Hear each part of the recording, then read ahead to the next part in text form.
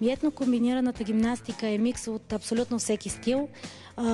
От ръченица, сиртаки, латино танци, аеробика, основната тайбо.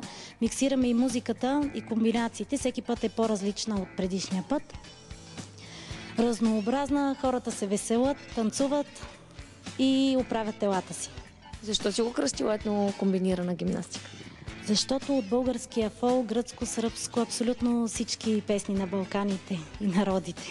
И е по-весело. Не е един и същ такт и ритъм.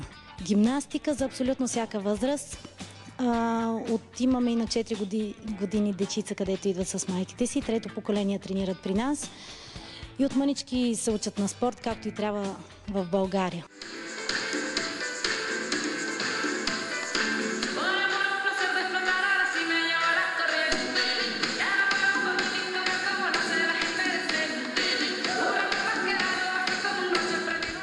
Кои мускули натоварва гимнастиката, която ти си подбрала, т.е. кога си комбинирала тук? Абсолютно всички мускули. От горна част, от ramена, трицепс, гръб, талия, дупенце, брич, всичко. Абсолютно всичко.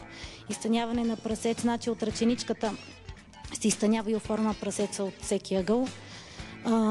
С лоста, вместо да правим елементарната коремна преса, включваме и горна гърда, трицепсче, различни комбинации. Абсолютно всяка част от тялото обхваща. Освен за хубавото тяло и релефа, който се получава, целият колектив сме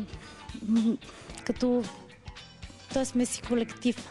Не сме отделни индивиди, примерно треньора да дойде, да каже добър ден, да започне и да свърши. Събираме се, приятели сме всичките.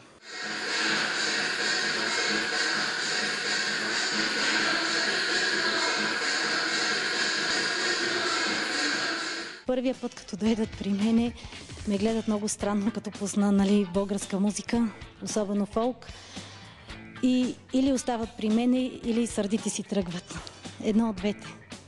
Защото някои не понасят българска музика, докато не виждат комбинацията в първия момент, която е на хореографията на музиката.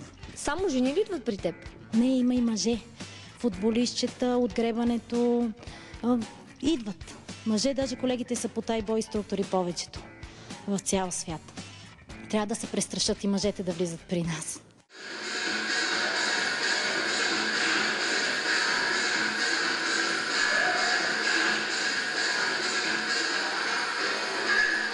Необходимо ли е винаги етнокомбинираната гимнастика да се съчетава с някаква диета, да кажем?